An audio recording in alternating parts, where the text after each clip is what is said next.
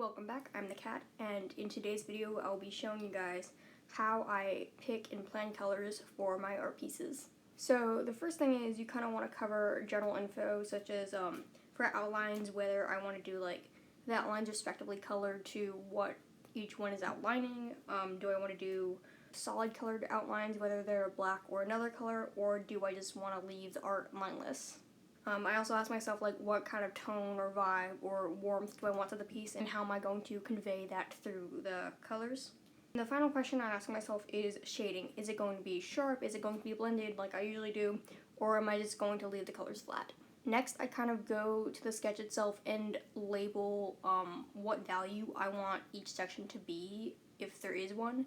So some sections I'll label with a D, which stands for dark, M for medium, and L for light, just so I can kind of get an idea of how certain sections will stand out against others without actually ruining the contour of the drawing. And from there, I make a list of all the sections that need to be colored, and then I find combinations of colors that I want each section to be.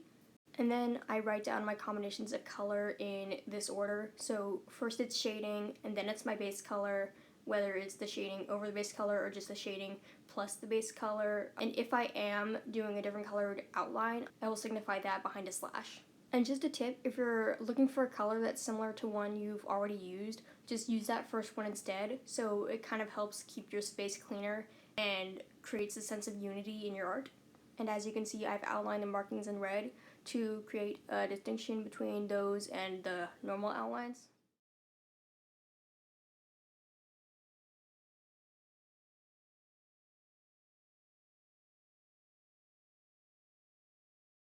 And then finally what I do is outline my shading for the final piece on the sketch. So I'll typically choose a bright but still light color as to not disturb my line work.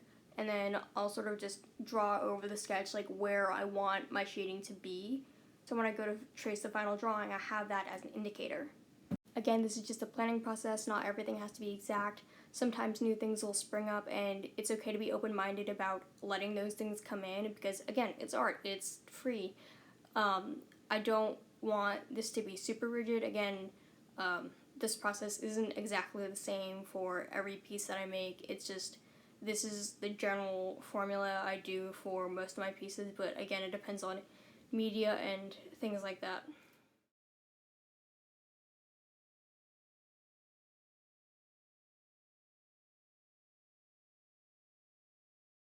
And my last step, this is super important, I take pictures of all the practice shading and color outlining I've done, so I have those for future reference no matter where I am or when I'm working. Because sometimes things don't work out exactly how you plan, but it's fun. In conclusion, I hope this could have helped you or given you some insight on my personal art process, and I hope you enjoyed. Bye!